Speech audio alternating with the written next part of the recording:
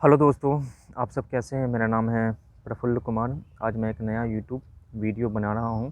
इस वीडियो में मैं कांग्रेसी पप्पू के बारे में बातचीत करूंगा। दोस्तों, आपको पता चल ही गया होगा कि मैं राहुल गांधी के बारे में बातचीत करने वाला हूं। राहुल गांधी कांग्रेस प्रेसिडेंट सोनिया गांधी और स्वर्गीय प्रधानमंत्री राजीव गांधी के बेटे हैं। बहुत सारे कांग्रेसी नेता और कार्यकर्ता इन्हें भारत का भावी प्रधानमंत्री मानते हैं और इनके नेतृत्व में काम करने के लिए भी तैयार हैं। आपको बताता चलूं कि कांग्रेस में सोनिया गांधी, राहुल गांधी और प्रियंका गांधी की चलती है। ये इनके बपौती है। कांग्रेस पार्टी में अगर किसी नेता को रहना है और किसी कार्यकर्ता को काम करना है तो इन्हें इन तीनों नेताओं की हाँ में हाँ मिलानी होती है। अगर किसी राजनेता या कार्यकर्ता ने इन तीनों नेताओं के बकवास या किसी भी बात से असहमति जताई या उनका विरोध करने का हिमाकत किया तो उन्हें कांग्रेस से बाहर का रास्ता दिखा दिया जाता है। 2014 से बहुत सारे कांग्रेसी नेता और कार्यकर्ता इस पार्टी को छोड़कर जा चुके हैं, क्योंकि वो सोनिया गांधी, प्रियंका गांधी और राहुल गांधी की चूतियापंथी को बर्दाश्त करने के लिए तैयार नहीं थे। उन्हें लगता था कि कांग्रेस में रहने के दौरान उन्हें अपने मेहनत के अनुसार फल नहीं मिलता, इसलिए उन्हें कांग्रेस छोड़कर चले जाना चाहिए। 2014 में ही नरेंद्र मोदी का भारत के राष्ट्रीय राजनीति में उदय हुआ था और वो देश के प्रधानमंत्री बने थे। 2019 के चुनाव में भी प्रधानमंत्री नरेंद्र मोदी के नेतृत्व में बीजेपी ने पूर्ण बहुमत हासिल की और एक मजबूत सरकार बनाई। 2014 और 2019 के चुनावों में बीजेपी ने अपने दम पर पूर्ण बहुमत हासिल की और कांग्रेस के नेताओं को यह बताया कि राजनीति कैसे की जाती है। बहुमत लाने के लिए ज़रूरी नहीं है कि गठबंधन किया जाए। अगर आपकी पॉलिसी सही है, अगर आप देश हित की बातें करते हैं, देश के विकास की बातें करते हैं और देश के सभी लोगों के कल्याण की बातें करते हैं, तो ऐसा कोई कारण नहीं है कि जनता आपको वोट ना दें। लेकिन कांग्रेसी नेताओं का मानना है कि अगर भारत पर राज करना है तो हिंदुओं को मुस्लिमों से लड़ाना है, मुस्लिम तुष्टीकरण करनी है, देश विरोधी बातें करनी है और 50 तरीके की बेवकूफ़ी वाली बातें करनी है। दोस्तों, राहुल गांधी की गिनती भारत के सबसे बेवकूफ़ नेताओं में होती है। कांग्रेस में इतने दिनों तक रहने के बावजूद उन्होंने कोई जिम्मेदारी संभालने की ज़रूरत नहीं समझी। ना तो वो किसी राज्य का मुख्यमंत्री बनना चाहते हैं, ना मंत्री बनना चाहते हैं, ना ही केंद्र में मंत्री बनकर अपनी योग्यता साबित करना चाहते हैं। जब यूपीए 1 और यूपीए 2 था तो राहुल गांधी को अपनी योग्यता साबित करने के लिए किसी मंत्रालय का प्रभार लेकर उस मंत्रालय में काम करके लोगों को ये बताना चाहिए था कि वो क्वालिफाइड पर्सन है, उनमें कुछ योग्यता है और वो किसी भी मंत्रालय का काम संभाल सकते हैं।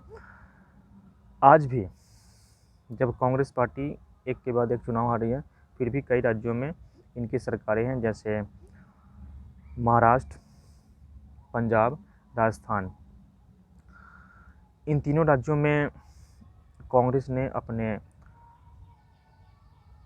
टट्टुओं को, अपने पालतू चमचों को सत्ता में डाल रखा है, उनको मंत्री और मुख्यमंत्री बना रखा है। लेकिन राहुल गांधी कभी भी ये कोशिश नहीं करते कि कहीं से भी, भारत के किसी भी राज्य से भी कोई मंत्री बन के अपनी योग्यता साबित करे और भारत की जनता को ये बताएं कि वो मूर्ख नहीं है। उनका एक ही काम होता है सुबह सुबह उठना और ट्विटर या फेसबुक पर भारत के प्रधानमंत्री नरेंद्र मोदी के खिलाफ बकवास बातें करना।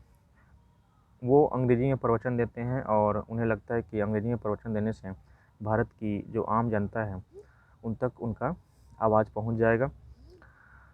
भारत में करीब 11% लोग अंग्रेज़ी समझते हैं, यानी 100 में 11 लोग अंग्रेज़ी समझते हैं और बाकी 89% जो हैं 89 लोग वो अंग्रेज़ी नहीं समझ पाते हैं। तो ज़रूरी है कि आप ऐसे राजनेता बने जो जनता से कनेक्ट करता हो। राहुल गांधी किसी भी एंगल से ये नहीं लगते कि वो एक नेता के लिए उपयुक्त है। कांग्रेस के नेता उन्हें भले ही भावी प्रधानमंत्री मानते हों, लेकिन कई लोग उन्हें पप्पू बोलते हैं। उनका मजाक उड़ाया जाता है। ट्विटर, फेसबुक, यूट्यूब और अन्य डिजिटल प्लेटफॉर्म पर राहुल गांधी के अनेक बेवकूफ़ी भरे बयान उपलब्ध हैं। उन्होंने एक बार कहा था कि वो आलू से सोना बनाने की मशीन लाएंगे और बहुत सारी बेवकूफ़ी भरी बातें करते रहते हैं। राहुल गांधी इन दिनों एक और बेवकूफ़ी कर रहे हैं। उनका कहना है कि भारत में जो बेरोज़गारी है और जो जीडीपी गिरी हुई है उसके लिए प्रधानमंत्री मोदी जिम्मेदार है। अरे गधे, भारत में बेरोज़गारी और जीडीपी का जो बुरा हाल है वो प्रधानमंत्री मोदी की वजह से नहीं है। आप सबको पता होगा कि इस साल चीन सहित पूरी दुनिया में कोरोना वायरस फैला और कोरोना वायरस के संक्रमण को रोकने के लिए भारत सहित अनेक देशों में लॉकडाउन लगाना पड़ा, जिसकी वजह से उद्योग धंधे बंद हुए, लोग बेरोजगार हुए और आर्थिक गतिविधियां कम हुई। जब भारत सहित पूरी दुनिया में आर्थिक गतिविधियां कम हैं, लोग काम करने के लिए ऑफिस नहीं जा रहे हैं, लोग बेरोजगार हैं, कंपनियों के पास इनकम नहीं आ रहा है, तो स्वाभाविक सी बात है कि अपने देश सहित अन्य देशों का भी जीडीपी खराब है, उनकी अर्थव्यवस्था की भी हालत ख़राब है।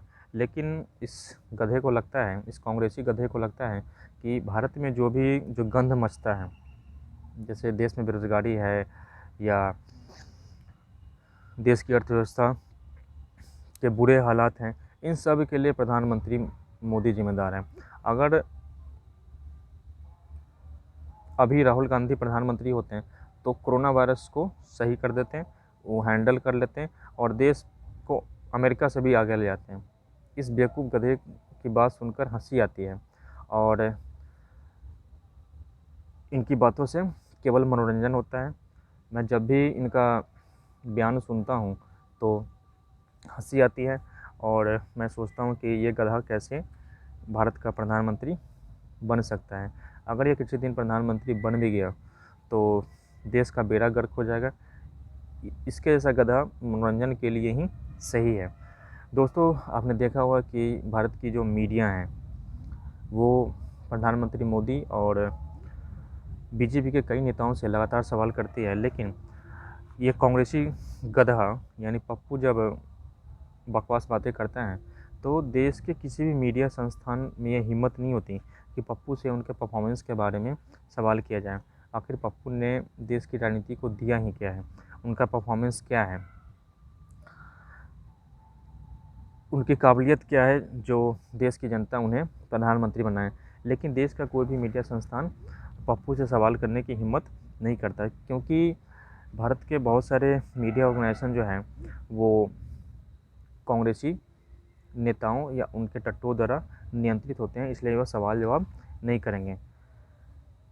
भारत में अभी जो हालात हैं, जैसे अर्थव्यवस्था ख़राब है या बेरोज़गारी है और बहुत सारी समस्याएं हैं, इन सब के लिए कोरोना वायरस की वजह से लगाया गया लॉकडाउन जिम्मेदार है।